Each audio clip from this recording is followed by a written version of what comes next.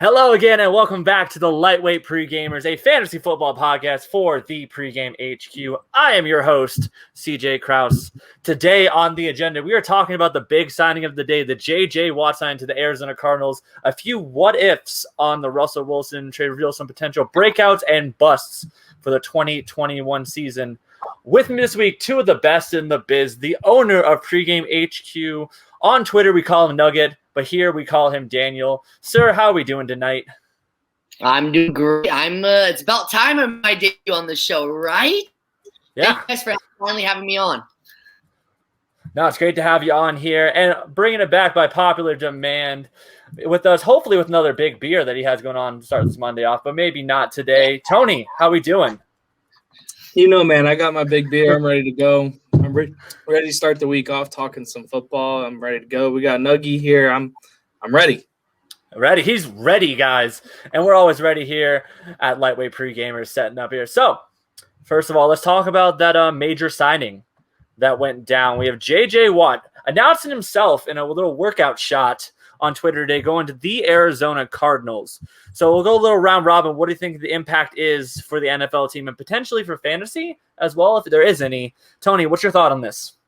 Yeah, I mean, certainly if you sign J.J. Watt, it's a good signing. I mean, they might have paid him a little too much, but, like, the guy's earned it, so it's hard to argue that.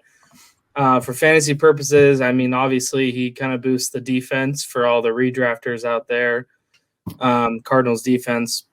But honestly, someone had mentioned it to me. You know, that's a lot of money to one player already, and you know what effect will it have on the offense? You know, come free agency, you know, will they not have as much money to sign a offensive piece? You know, does that make DeAndre Hopkins a little more valuable now? That's sort of where my head's at right now. But overall, I think that's a good sign for them. Their defense has kind of been lackluster for the most part. I mean, they got Isaiah Simmons, that Clemson guy from last year. He's developing still, and then they've got Chandler Jones on the other side. And then you got Budda Baker, who unfortunately got chased down by DK Metcalf. But regardless, he's still really good safety. I think their defense definitely takes a step up here, but we'll see for the offense how that'll affect them moving into the offseason.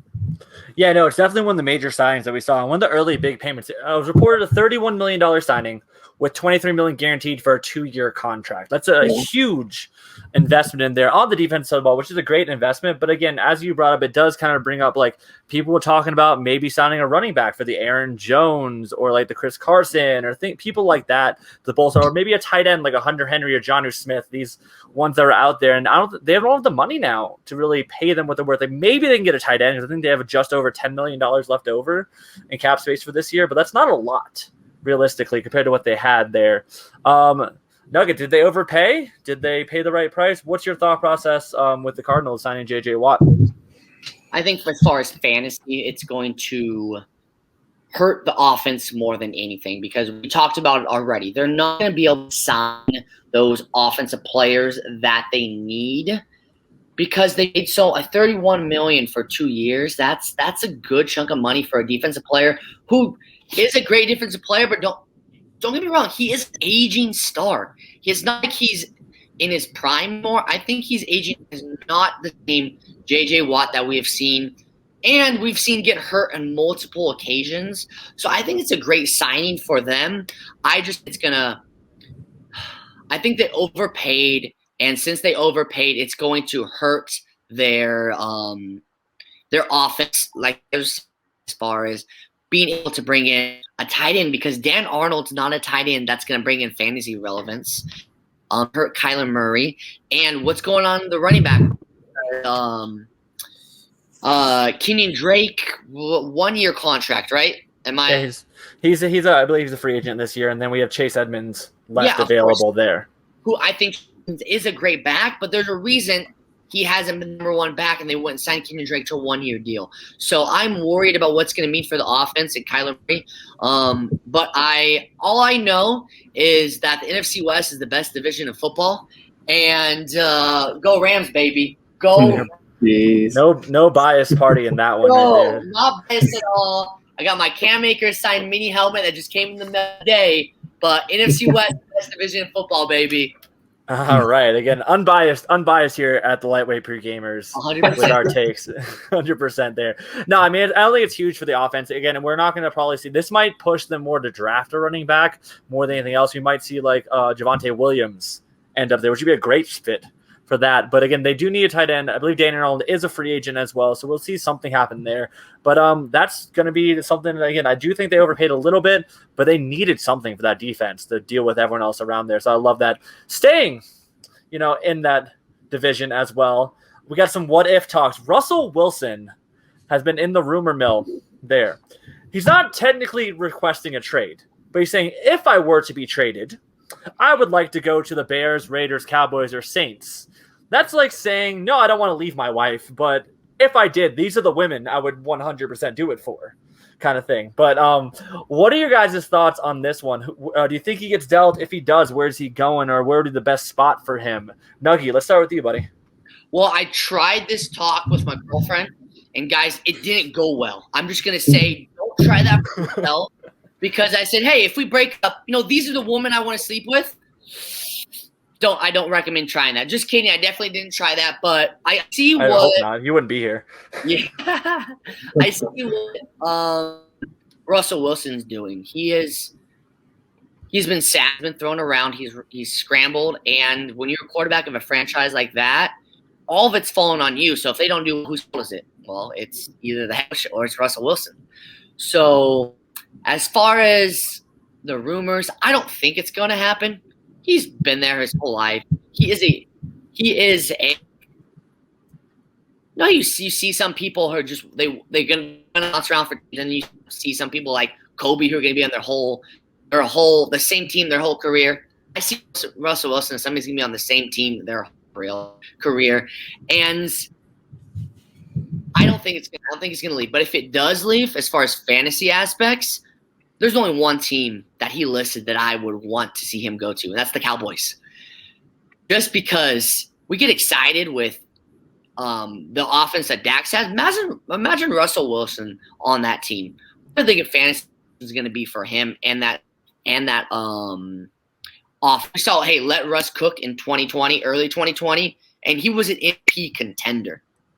Once that dialed down, and he didn't have, I would say it, Cowboys have better offensive weapons than the Seattle Seahawks. I think best landing spot for him out of the teams I saw that he was naming was the Dallas Cowboys. Love it. Yeah, no, it's a great call. I mean, they have some of the best weapons in the NFL is the Cowboys there. I mean, I don't think he gets dealt this year, but I disagree. I do not think he ends his career as a Seattle Seahawk. That's the one thing. They do have an out next year that saves them $11 million. That if he is that disgruntled, he might be someone that's possibly traded next year because that's the way his contract is structured potentially there. But I don't see it happening this year. But I think it's kind of one of those like situations where he's like, hey, just so you know, I might pull a Watson next year because like that's something to kind of like put out there. But before I tell my team that I think he'd be best suited for a personal bias there, let's bump it over to Tony. What's your thoughts on this whole situation? Yeah, I mean, look, Russell Wilson clearly has all the respect in the world, like, from a fan's perspective, football perspective. And I clearly, I guess there's some issues going on between the front office and Russell Wilson himself. And it would shock me if they were to just be like, you know what, you want us to Super Bowl, we'll just trade you just because. But like sometimes that the scenarios bring that upon, that gets brought upon the teams, and you kind of have to do that. And so if they get to a point, I think this is putting a lot of pressure on the front office come draft time, maybe even free agency as well. Russell Wilson wants them to focus on the offensive line and work on that, it sounds like. Granted, their running back room is a mess, but if you can't run the ball, you're not going to be able to pass the ball. So I think the offensive line needs a lot of focus. I think Russell Wilson's saying like, hey, it's now or never. And if they don't do anything that he likes, I think he's going to do, I'm going to hold out because I make enough money to hold out, even if I have to pay the whatever $50,000 fine. What's the fine now per day if you hold out? Isn't it a ton? I can look it up, yeah, but it doesn't behoove anybody to hold out anymore. Yeah. So like we don't see as many holdouts, we won't see as many because used to they could honestly the biggest difference to bring this up right now is they can't waive fines anymore. That's a key difference in holdout situations. In past years, they could waive fines where like, oh, when they finally showed up. So if a player does hold out, it means a lot because they are going to be paying those fines. Yeah. Where in past years, they'd be like, all right, we'll waive them now. You can't do that anymore. But I'll look at that 100%. fine for you. So keep talking. I'll find that information for you. Yeah, so I'm not going to dive into what team I would want him to get traded to because I know that hits home close to you there, Kid Flash.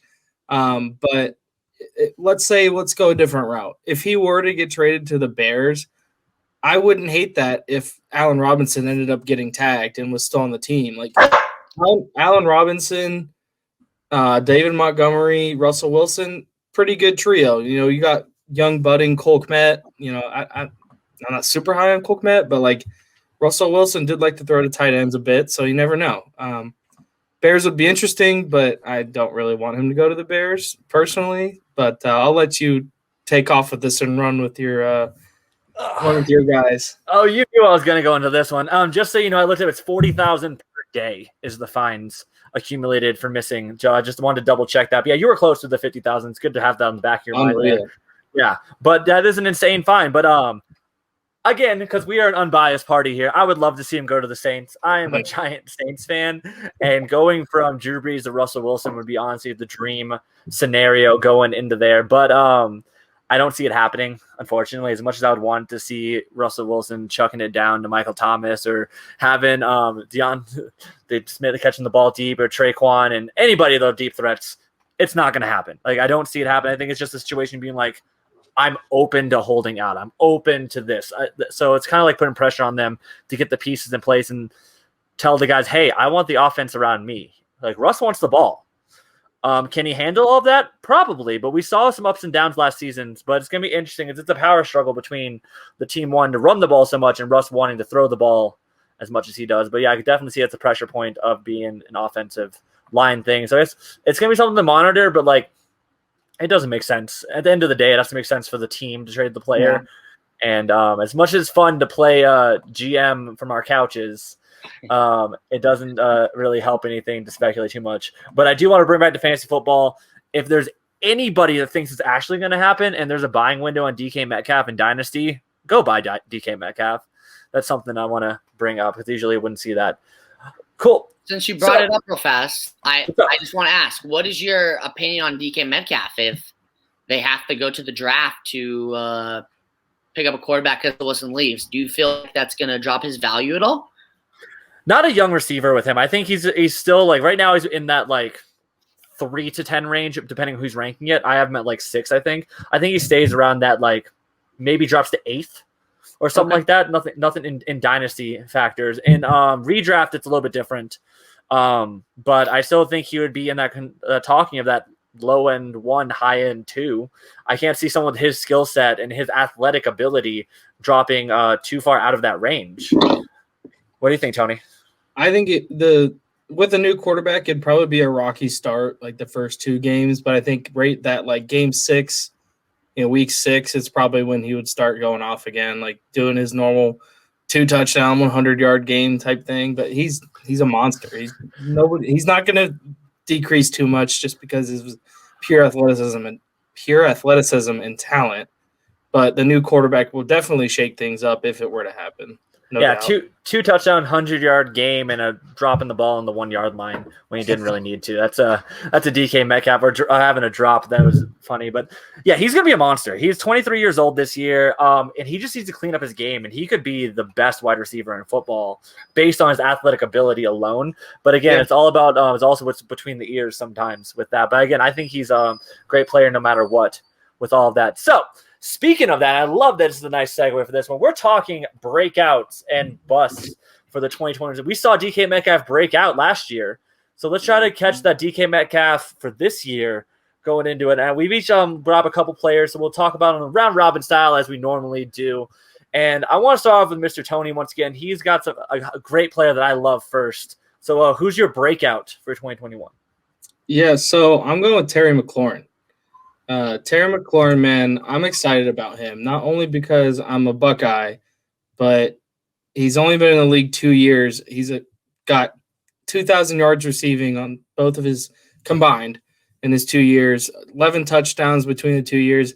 He did see the touchdowns drop this past season, but I think that was just because he had like a different quarterback every 3 weeks, it felt like. And they finally had like a strong running presence with Antonio Gibson. So like that whole offense was just trying to find their identity throughout the year. And like whether it was we were going pass heavy, we're going run heavy, I think that's sort of those kinks they're going to figure out this year. And as we saw, Alex Smith got released today. So he's not in the mix anymore. So right now I think they're sitting with just Taylor Heineke at quarterback. Yep, that's exactly right. They're down to Taylor Heineke right now, and I believe Kyle Allen is still there, but like I don't think either one of them will end up being the starter come week 1 with that one. But he's the only healthy quarterback right now. Yeah, but that's something to consider. I love that you brought up Terry McLaurin because he's one of my biggest buys, one of my biggest players I'm in on. We saw him have an 1,100 yard season, which like again with a passing offense that was literally dink and dunk, and we saw J.D. McKissick get like 111 targets. They still were able to get Terry McLaurin through 4 different quarterbacks to 1,100 yards. Yeah, and that's a big thing with that. Again, his touchdown numbers were a little bit lower, but that goes with the offense. I think they're a team that is going to be aggressive in acquiring some kind of quarterback that will help the offense because that defense is stout. They're good to go. Whether they go out and trade or they sign like a veteran, like even like a Ryan Fitzpatrick would be beautiful for Terry McLaurin's fantasy implement, and probably for the NFL because I think Ryan Fitzpatrick can bring a team to the playoffs personally there.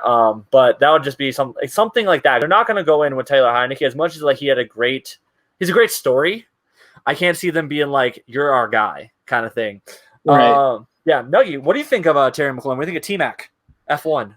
Whatever nickname you want to say. If we're talking fantasy value of him, first off, which I know this is a fantasy show, there is no other receiver in the league where I'm like, I want this guy to have a quarterback more than anything. Because if he has a top 12 quarterback, he is going to explode in value and just be one of the best receivers in the NFL. I think the biggest problem, though, is he just needs that quarterback.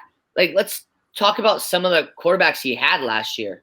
Alex Smith, Dwayne Haskins, Taylor Heineke, Kyle Allen. It's like these are not NFL long-term quarterbacks, if we're being completely honest.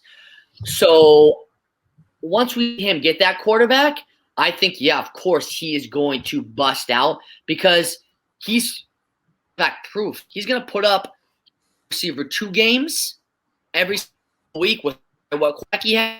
But when we see him get a decent quarterback, he's going to take a step up to be a wide receiver 1, I think, every single damn week. No, I totally agree. And this is one of the things that I look for in fantasy, especially Dynasty. It's something I play a lot of. I look for those players that perform well with bad quarterbacks. So, like, I'm a sucker for, like, the Allen Robinson, the DJ Moores, things like that. Getting them before they get that quarterback is a huge advantage. But, like, seeing those numbers, they can only really go up, kind of things like that, because that's something I love to catch in those potential breakouts that are undervalued is looking at those kind of players. So I love the Terry McLaurin pick there because he has that skill set to be the number 1 on the team. All he needs is someone that is competent throwing him the ball. Absolutely.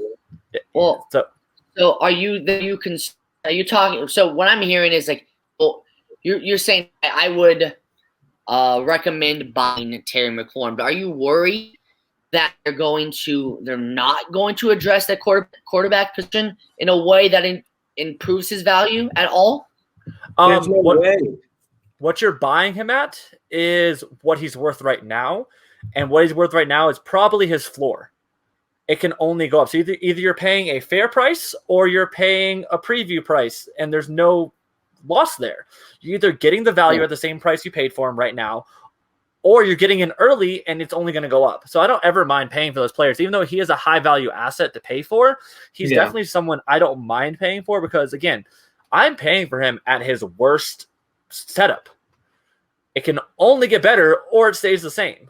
And we've already seen what it is right here, and I'm fine with him with the way he is. So maybe it's a little scorn because the last time over a month ago, I tried to trade for him. It was the guy wanted 3 first-rounders for Terry McLaurin. Well, that's a different world. That's overvaluing. Like, he's not a Devontae Adams or Stephon Diggs. I wouldn't even be considering that. I mean, I sold Stephon Diggs to 3 first-rounders. And I thought he overpaid for that.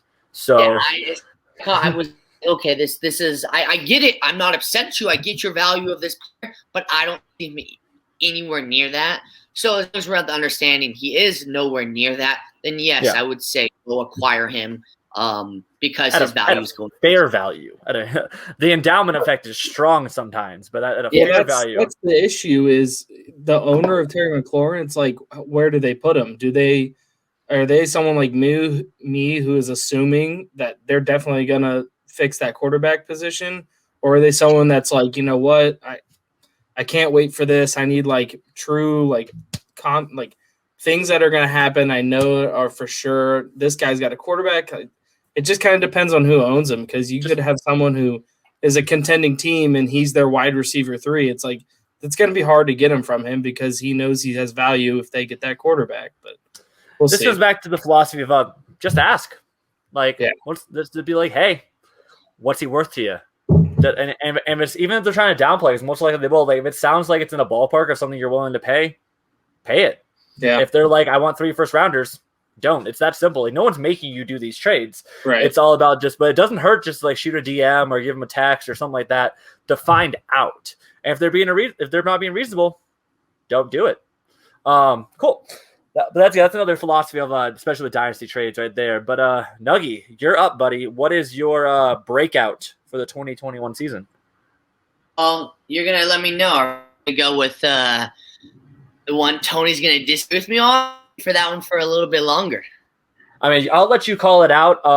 Let's go with the one that Tony might agree with. We know he doesn't agree with one. Let's go with the one he might agree with, because I want to let you guys get a heated debate later on to close near the show.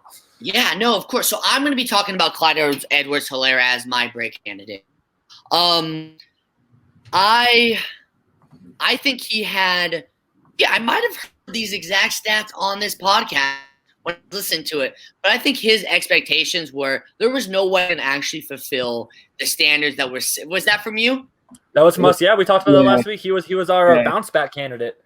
So. Exactly. I don't think anyone he was going to fill the standards that people had for him after they saw everything that happened where he was drafted by the Chiefs. Apparently, Patrick Mahomes texted Andy Reid. Then we see William opt out. He was supposed to be running back in all of football, according to his truthers, going into the season. That didn't happen, obviously. He'll put up 1,100 yards in only 13 games. We're in 2 yards. What was it? 203? Wasn't it like exactly 1,100 yards? It was correct? exactly 1,100 yards, over 800 rushing and 200 receiving. Over 297 and 803, exactly. For most rookie running backs, those are damn good numbers. We take a look at my big thing about fantasy football is people have a recency bias issue. They want it in the now. They want to see what's happen every single year. And we've been spoiled these last couple of years. And even Ezekiel Elliott, the rookies coming in and absolutely dominating in the NFL. But that doesn't happen every year. If you look at what happened with David Montgomery, everybody was like, oh, he put up 800-something yards, 100 receiving yards. That's nothing. He's not going to be anything top 5 back this last year. So I still think he's in the best offense in all of football. That is something you need to account for. He had 5 touchdowns called back on him. You give him 2 or 3 more. Okay, we're talking jumping up on the running back rankings. And he has another to learn to be successful in the NFL. I know the major concerns are, why did they bring another running back? Yes, I don't think Bell's going to be there next year. Now we got Williams. What's going to happen with that? I see the concerns, but I think if you can have a chance of buying him low right now, now is the time to do it because he's still in the best offense in the NFL and he's damn good at running back. Yeah, that's the biggest thing. He wasn't bad last year. He just didn't hit the expectations.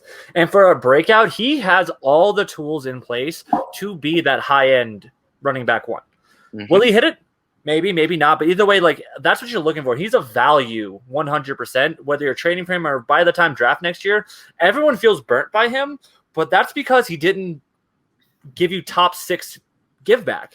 And the only excuse really they had is that, like, oh, he's hurt a game. There's a whole game he had 0 carries in, but it counts as a game played because he was listed active, but he can't get the ball once. So he's definitely someone I think that can have all the breakout tools to his disposal. And he's again, we saw these rookies. We're so, again, spoiled is the best term to use in all of this because all these players broke out way sooner than they usually do, or they got hot for us and we remember it. So I think he's one of those forgotten players. Or has a stink to him for like no real reason there. Tony, we talked about this a little bit last week, but what do you think of Clyde being a breakout? Do you think he has top 6, top 5 potential, or is he kind of that RB2 range? Yeah, I'm on the side where he's definitely that guy that just fell. He fell in that unfortunate situation where everyone fell head over heels for him and expectations flew through the roof, which was unfortunate because like. He was a rookie running back, and like that's just so much pressure for a rookie running back with all these fantasy expectations, let alone, regular football expectations. I personally think his year 3 is going to be his breakout year, but it's only because of the offense that he's in. So you've got Pat Mahomes on the team. Like, I'm sorry, they paid him $50 million a year. They're going to make sure he's throwing the ball. Here's where I think he's definitely going to increase all of his stats in production in year 2. So you had 803 rushing yards. I think he'll be relatively around that 900-yard mark, max 1,000. But I think his receiving yards could jump up to 500 yards where they were just at 300. So like he's going to get an extra 300 yards, which maybe that is considered a breakout season. You guys can tell me that. But I also think his touchdowns are going to go up next year, and that's where the breakout could come through, and he's going to get that goal line work. He's going to improve. Yeah, he only had 4 rushing touchdowns. It wouldn't shock me if he has at least 8 and then like 4 or 5 catching. That's where that value comes in fantasy is all those touchdowns. So that's where I think most of his value is going to come in next year is touchdowns. But year 3, I think, is going to be a big year for CEH. Yeah, 100%. I think it's definitely something to look forward to. He's definitely going to be something like he's dropping down the board in that like. I think his current ADP is around running back 17 or 18, things like that. So I think he's definitely be a value. Definitely someone you can kind of, if you're a dynasty, treat him as a cornerstone at a lower value. If in redraft, he could be your RB2, which is a lovely spot to have an RB2 and that kind of upside. Bringing up one of my favorite players up next, it is going to be from the Pittsburgh Steelers. We're going with Dionta Johnson.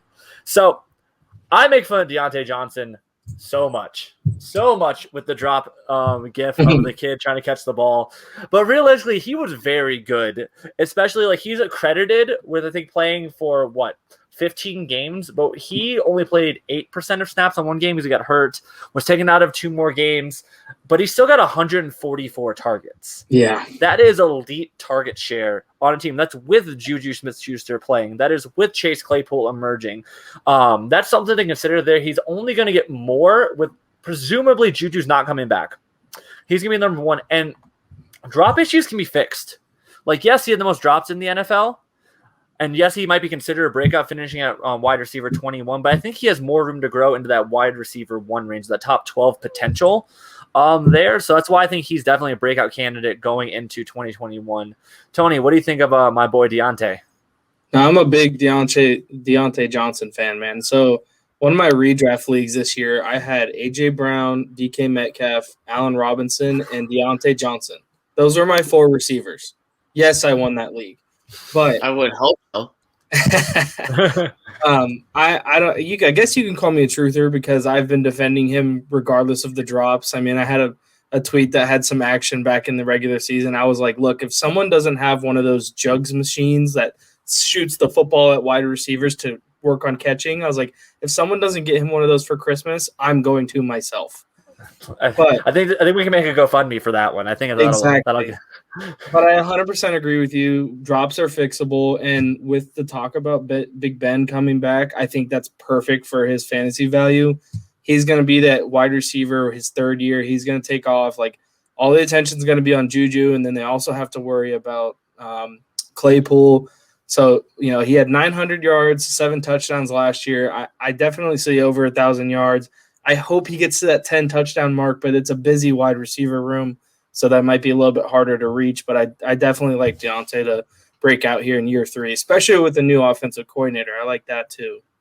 Yeah, the biggest thing with that one is what those targets are going to be. Like I said, we saw 144. That offense had one of the lowest air yards in the NFL.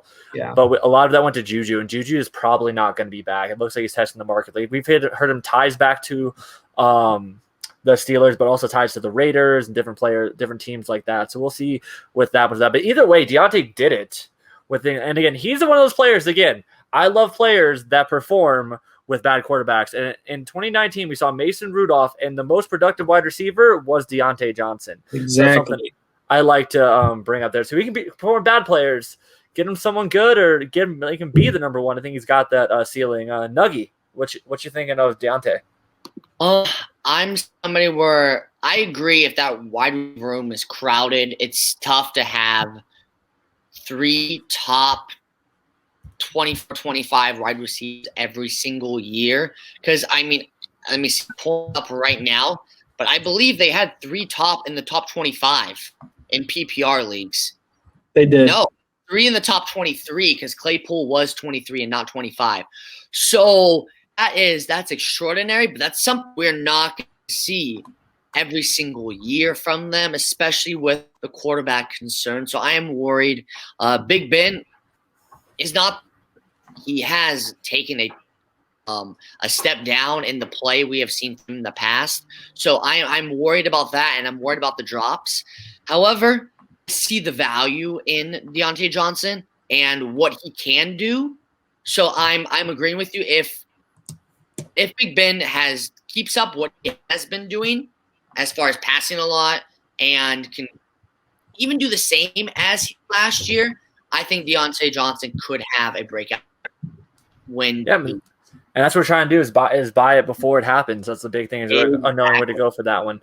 And you have to keep in mind his price probably isn't too expensive right now. So if you've got a lot of picks to work with, it might be worth going for him in Dynasty. You never know. I think a big thing with him is, I'll let you jump in a second. I think anything after 109 is with Deontay. It's just a strong class.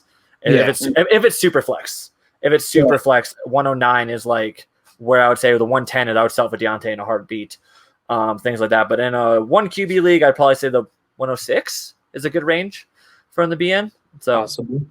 Yeah, what do you think, Nuggie? Well, I think the biggest problem is whenever you're making a trade with somebody and you request a certain person, they immediately increase their value on this person. So I think that's one of the hardest parts about Dynasty and any type of fantasy football is getting a fair value whenever you bring up that person to somebody else. So yeah, and that's a big thing I want to talk about next week. We're going to have a Dynasty-focused show, so we'll talk about this more as well, with a couple of guests coming on. So just tune into next week for Dynasty Focus. But finish your talk there, Nuggie.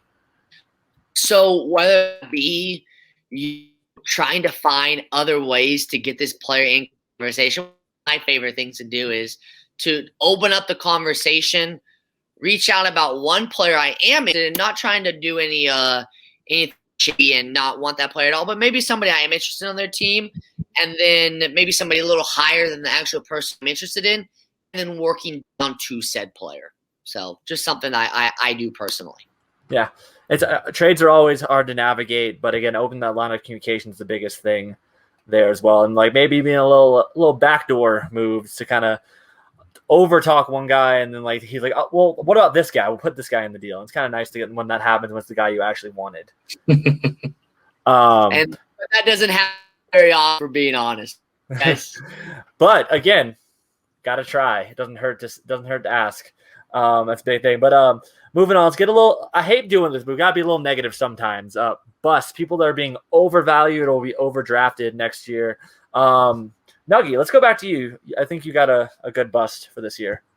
Candidate, it has to be Tyler Lockett for me personally. One, because I was by him, and two, because he's so boomer bust, and that's not what I'm looking for in a wide receiver. If we take a look at weeks 8 to 3.3, 4, 6.7, 2, 3, 6, 5.2, 3.4, 4.4, and he was top 10 wide receiver. That is not 10 receiver numbers. So where he's going to be drafted next year, because most people, all they do is just go look at the numbers. The previous year, how many points they put up, where did he rank? That does go into people's thinking when they're drafting. I think he's going to be higher than he should be because those numbers are hideous. And I do not want him on my team, especially because he lost me at the championship this past year. So I'm not biased at all. Yeah, especially on a team you're not a huge fan of as well. So you get the double burn on that one. You're finally cheering for Seahawk, and then he's awesome, and then he's literally the worst thing you could have on your team is you can't sit him, but you don't want to. But you don't want to start him. So it's kind of like, well, let's hope he gets his blow up game. And Jenkins, he's finished at I believe wide receiver 8 on the season last year, but he definitely his consistency was in the 20s by comparison. So that's a huge gap difference there. So I think it's definitely one of those guys you should be avoiding at his cost, which is, again, what we in terms talk about bust is trying to not burn ourselves. We always want to take the best value, the best pick, and he's one of those guys at the cost of a wide receiver 8 or even in the top 10, he's going to burn you. So something there going in. But again, we're going to blitz through the negatives here. Let's go with Tony's bust for 2021.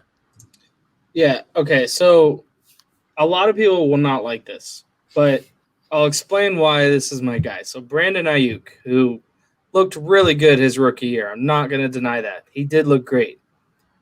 But here's the thing. The 49ers have been looking to have been looking to improve their quarterback situation. I've heard some buzz in the past few days that they are going to roll Jimmy G. Let's say they do. Let's do this under that. Jimmy G loved throwing to George Kittle and Deebo Samuel. In a busy offense, a guy like Brandon Ayuk will probably not have the season people were expecting him to.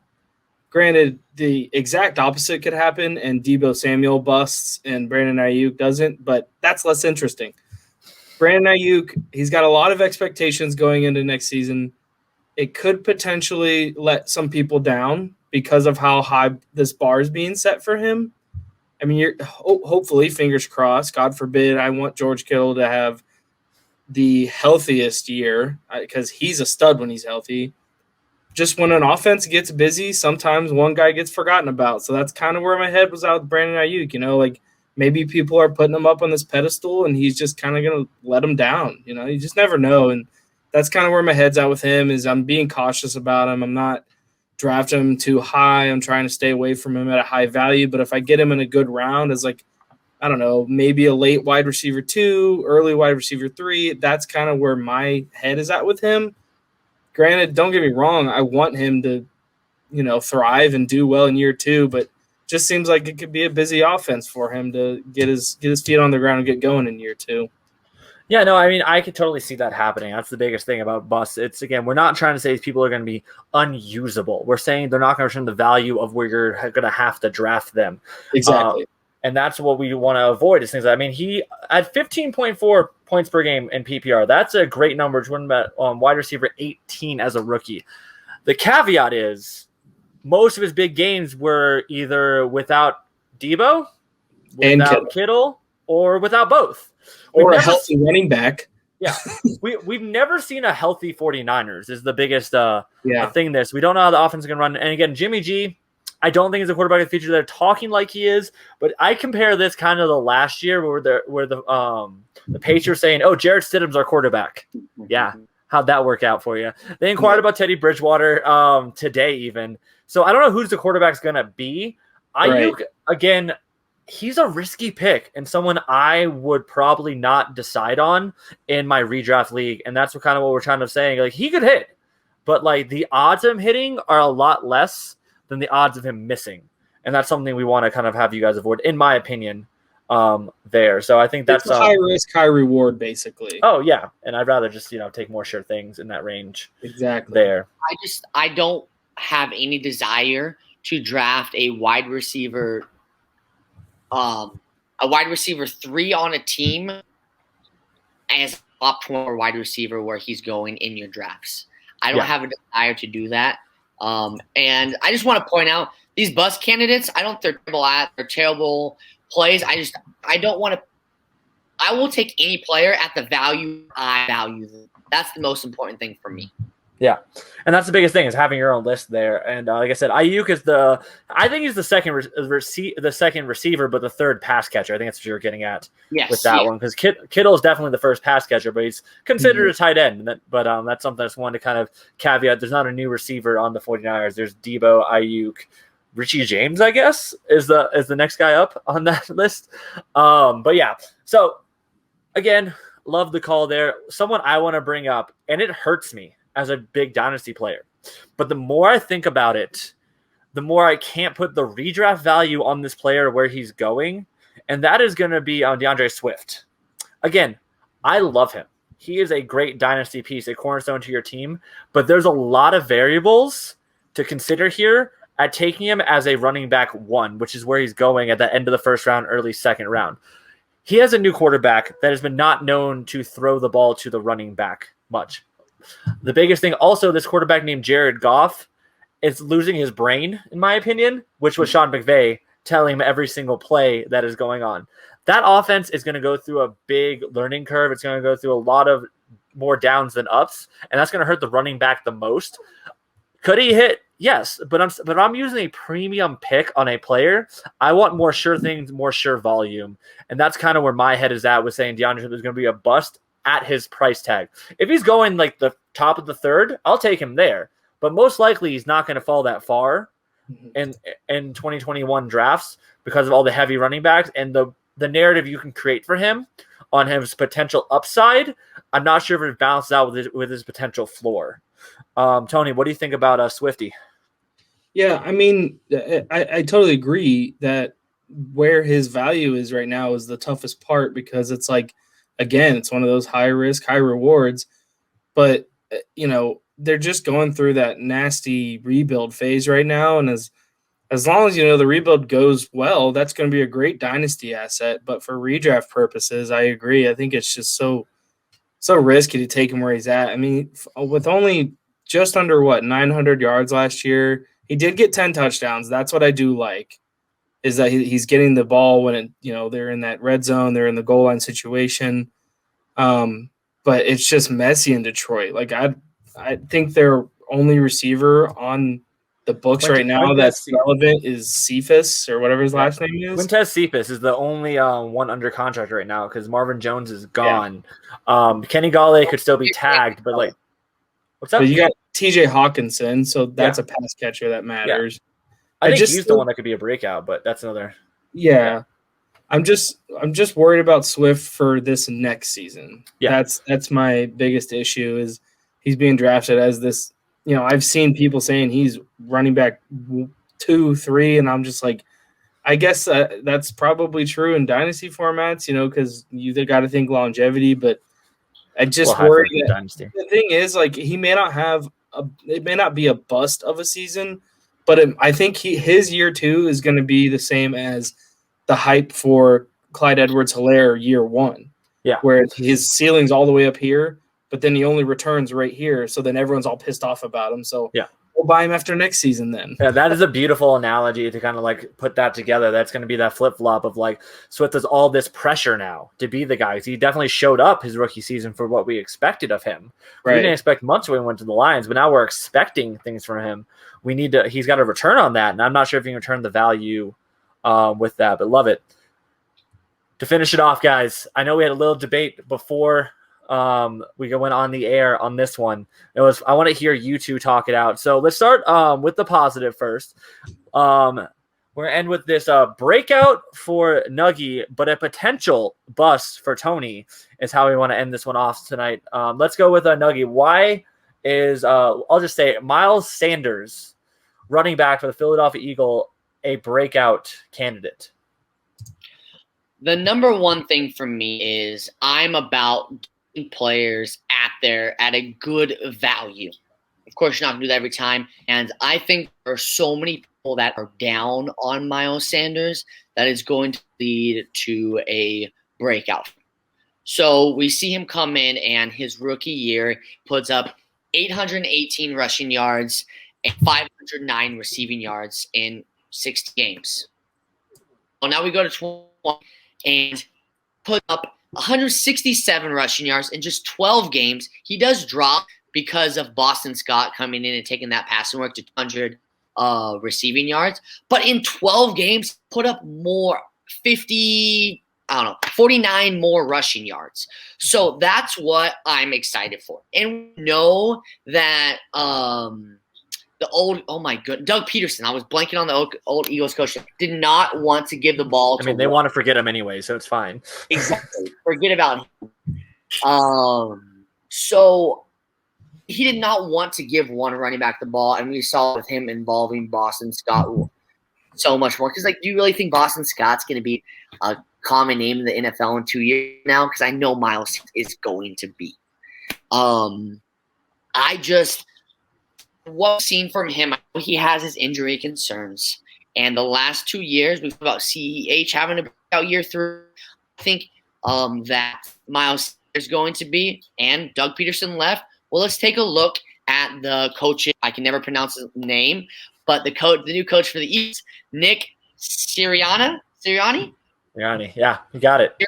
There we go. He came from the Colts, and Colts had Jonathan Taylor last year, and they did a good job at running the ball. They have a good offensive line to make that happen. However, I think if we get a team that can a coach that can realize the value in Miles Sanders and what he can be, I'm going to take him at his current value all day long. What is his current value to you? Where would you draft him at in a redraft league for 2021 right now? A redraft league in 2021. I'm late second round, not even flinching. Middle of second round, it depends on who fell. If anybody fell, but I would be happy with him in the second. So you're putting the same evaluation he had as last year, but he's going to perform up to the expectations, is what you're saying. Yes.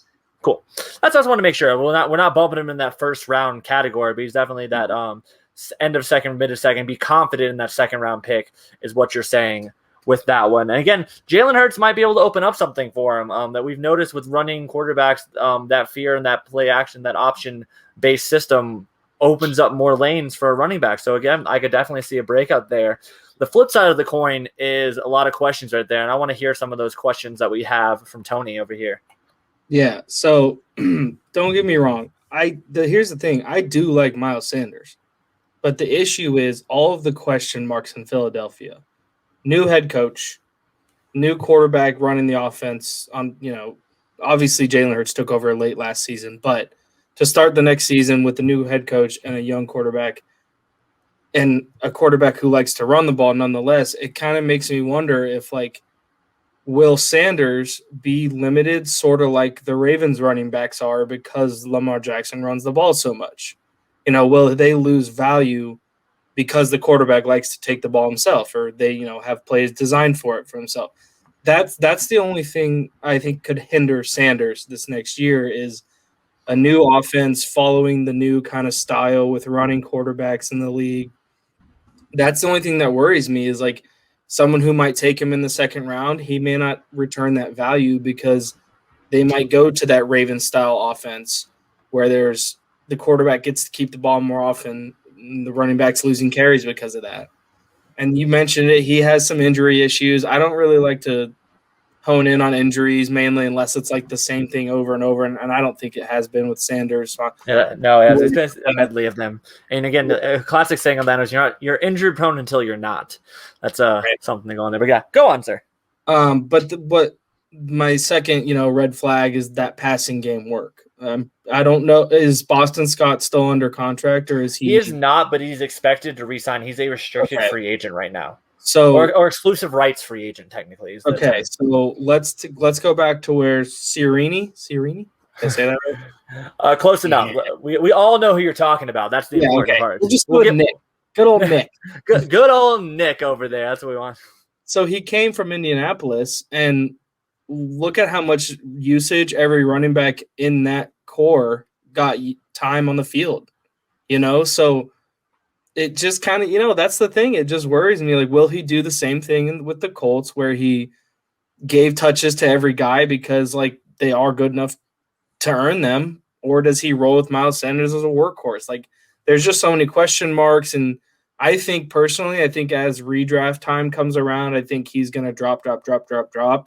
And, like, ESPN, more casual rankings, I think he'll drop.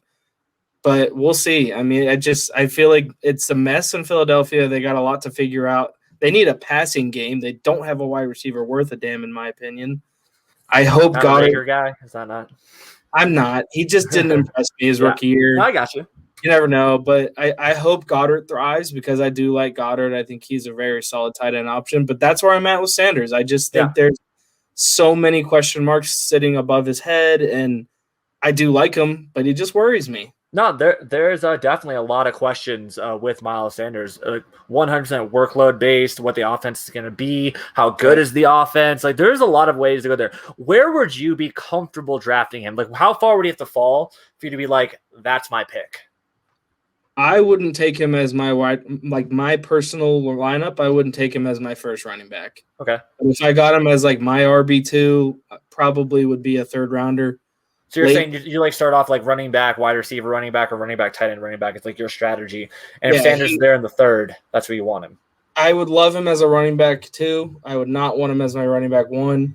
Yeah. But again, if they did figure everything out lovely, that'd be a great stack between my running back 1 and running back 2. Yeah, I mean, there's such a range of outcome with him. So something to consider as well. Like, we were talking about Miles Sanders, a good chunk of his running back yards were on 2 plays. He had an 82-yard touchdown and a 65-yard touchdown play right there. So was that 147 yards in 2 plays? That's a big discrepancy on those plays. That, again, he is capable of those plays. That's the biggest important thing there. But not a lot of running backs had 2 rushing touchdowns over 40 yards.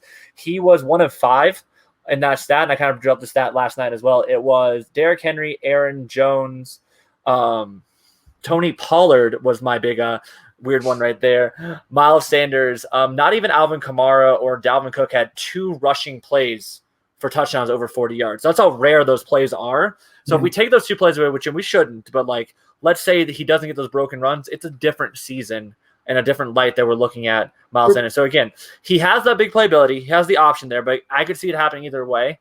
There, I personally am like honestly right in the middle between you guys. Yeah, I would depending on the board falls, I'd probably take him end of second, early third.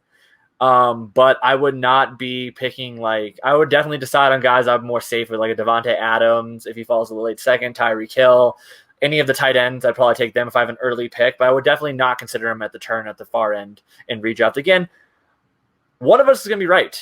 It's either going to work out or it's not. That's the beauty of fantasy football. It's all numbers, so things happen. But thank you guys so much for coming on. You guys can all listening at home can make your own decisions on these players. Give us feedback. Let us know what you thought of them.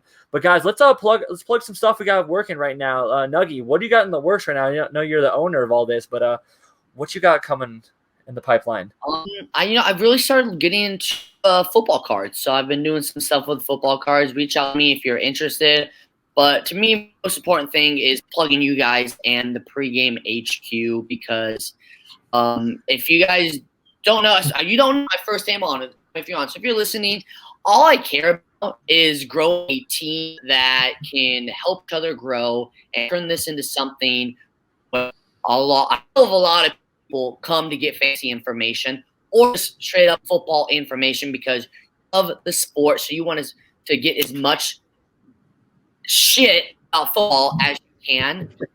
That is my goal. and I'm trying every day just to get that going. So that's what I want to plug, because some big things coming from the pregame, and it may take some time because nothing is good easily, but just over the next, I'm going to even say in the year or two, we're going to be really as a state and be taking over this industry.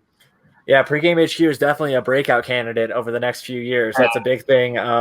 We have a great team working together on all of this. Tony, what you got going on for Pregame HQ and anywhere else? What you got? Hey, I'm actually going to start looking into some of these rookie running backs coming in this year. I'm going to start looking at some of their film breakdown, kind of look at, where people have them and their values and what I think about each one. So I think I'm gonna have an article coming out next week talking about the rookie running backs, just so I have time to watch March Madness afterwards. Yeah. Well, maybe we're bringing you back on to talk about what you found there. That'd be lovely to hear about going into draft season. So I can't wait to read that and maybe bring you back for some rookie running back talk. But once again, I'm over here every single Monday talking with you guys about different football topics, bringing everything going there. I also started my own Dynasty podcast. It's at the Dynasty Duo FF, so you can look for me there. I'm at Kid Flash FF. That's my personal one. We got Daniel down here, owner of Pregame HQ, at Nuggie_Wuggie, NUGGIE_WUGGIE. And Tony over here, as always, it's just fantasy _. And always remember that, guys. Thank you so much for coming on, and I'll talk to you soon. Peace.